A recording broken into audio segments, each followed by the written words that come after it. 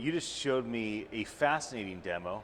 I've been in technology in the Silicon Valley for over 20 years. I'm not often like speechless when I see things, but I think what you've created at Abridge is incredible.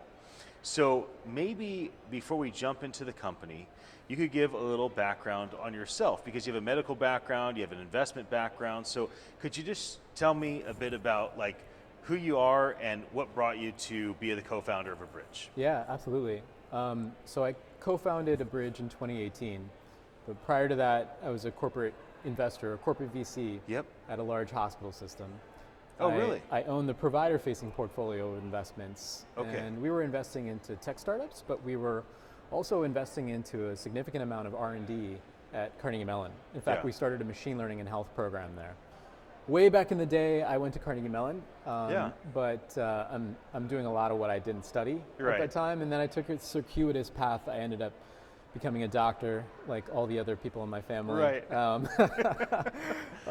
But all the while, I think even while I was in med school or while I was training to be a cardiologist, I was always really interested in the possibility of technology to create the same kind of impact that any doctor can create in their weekly clinic, but at scale. Like how could tech scale this? And I think personally, it was always clear that I could choose a research pathway in medicine, but sometimes, especially around basic science research that can make such huge impact. It's like 13 years bench to bedside. It takes forever to get there. Wow, So 13 years. 13 years. So tech, the promise of tech, for someone like me with a short attention span, to really create impact overnight was always something incredibly compelling. When did you first have the idea for Abridge, or was it somebody else that had the idea and then they invited you in to be the CEO? No, so I'm the founder as well, Okay, got it. and this is definitely This is something your that we vision. cooked up. Yeah, Yep, okay. absolutely. And I think that the general idea, like the secret that's hiding in plain sight that we're building this company on top of, is that healthcare is driven by conversations. When you think about healthcare delivery, upstream of all the diagnostics, upstream of all the therapeutics, there's a conversation between a doctor or a nurse and a patient and maybe a family member. And those conversations are increasingly happening over video, like telemedicine now since the pandemic. They're also always going to happen over the phone, and they're happening in person, of course, as well. And so building ambient AI that can be a part of all of those conversations and then automatically summarize them. And this is like leveraging the same kind of magic that we're seeing, in the latest cohort of deep learning technologies that are getting so much mainstream press these days. Kind of like DALL-E, but how do we build DALL-E for medical documentation is what we set out to do.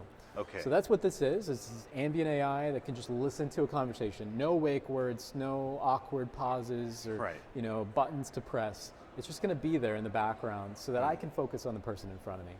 But you and I just had like a fake conversation.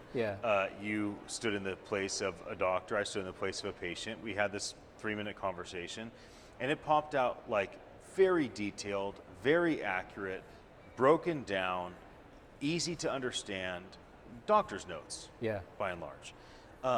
Was that what you've created? Was that the original vision, or did you take like a soft or hard pivot that kind of led to that direction?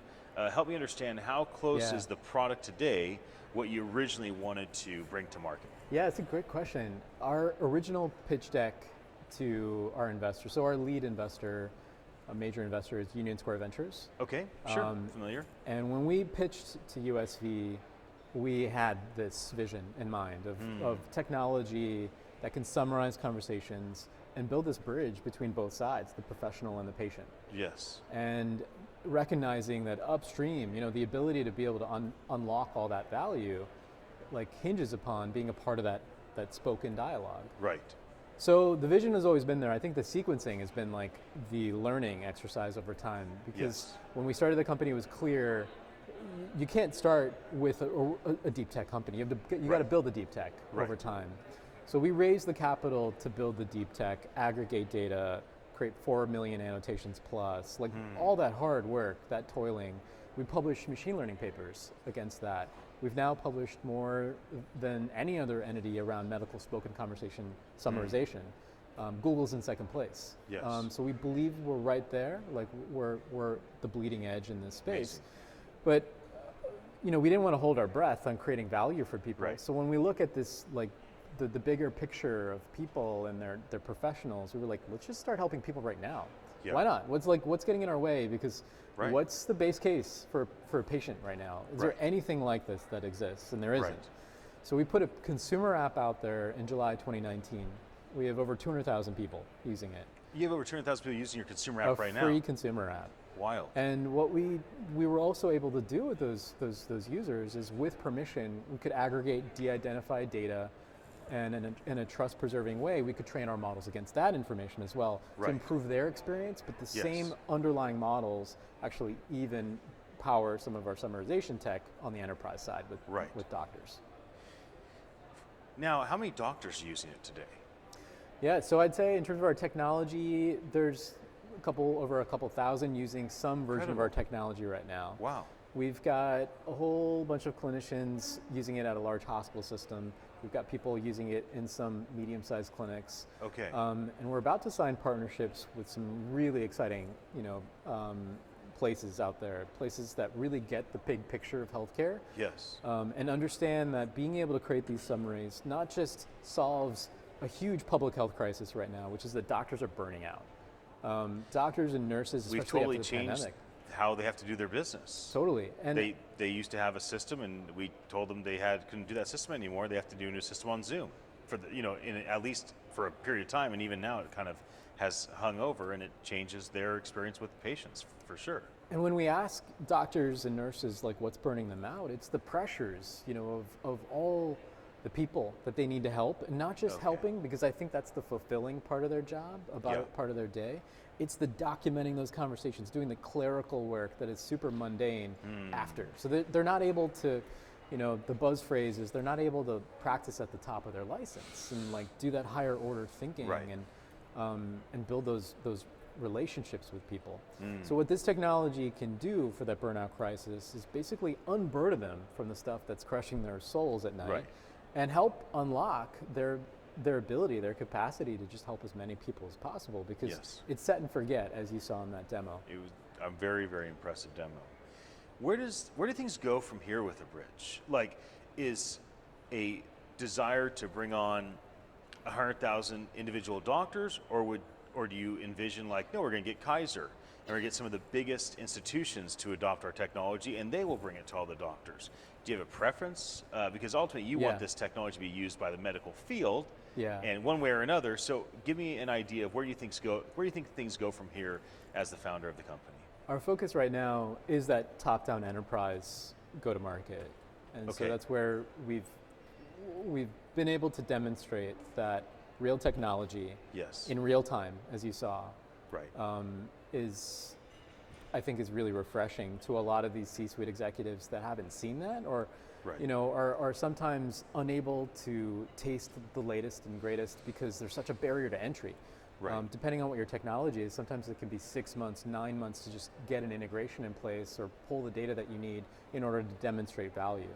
Yes. But in this case, the only signal that Abridge needs to demonstrate value is spoken.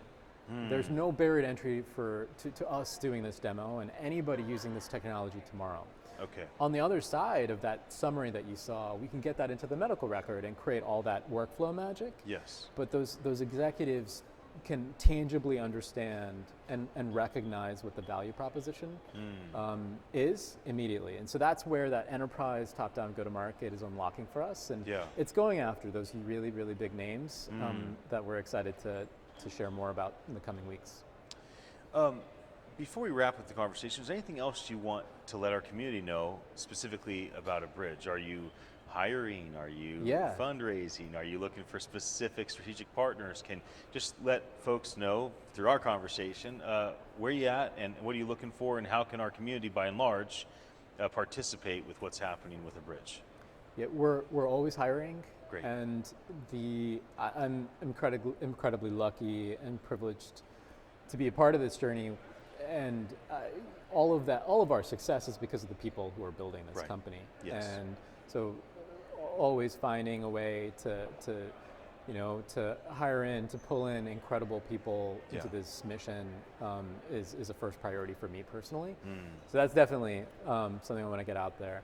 I think that the overarching story of the company is that this technology should be, Abridge should be synonymous with healthcare conversations. Yeah. And when you think about that market, it's pretty expansive.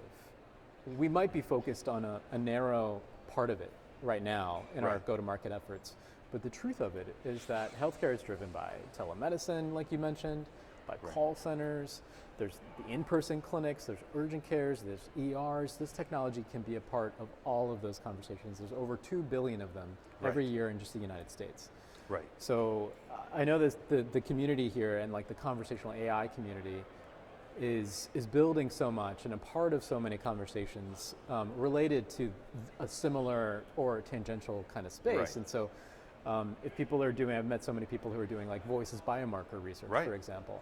And so that's like an incredible type of partnership that we could go after, where we could create this NLP, NLU, like natural language generation, the summaries, but then collaborate with another company to tell an even bigger story. Yes, yes. Well, before we wrap, how about community? Like, what does an event like this, what does an event like Voice provide for a company like Abridge? Like, why be here? Why participate? We're grateful for your participation. Yeah. But yeah, I mean, why should folks that aren't here consider participating with whatever Voice 2023 becomes, right? Yeah, I think that there's so many conferences out there, and there's some really, really big ones. And then you're lost in the sea of not understanding where the people who kind of see technology or the market the same way and who understand like how to partner in a productive way to make 1 + 1 = 11. Like all those things are really only possible, I think, at conferences where there's a lot of focus. Yes. And I think this is one of those conferences where there's a lot of focus. There is. And there's a lot of hive mind. Yes. And so it's very easy to just jump from like, breakout room to breakout room and immediately hit the ground running without any context that needs to be shared up front. Yeah. So there's a lot of magic that can be unlocked there, and I think there's magic not just from a talent and a recruiting perspective. Yes. There's talent from a company's partnering perspective, but there's also, as we know, there's a lot of potential customers here for companies who are building in the voice space. Yes. Well, Shiv, thank you so much for sitting down with me, having this conversation. Anybody that's watching, thank you for your attention. My name is Ian Utile. I'm the CEO at attn.live. I'm here at Voice 22 in Washinton D.C. with all of my amazing friends in the conversational AI industry, and I'll be back again with another Fireside Chat very, very soon. Have a happy day.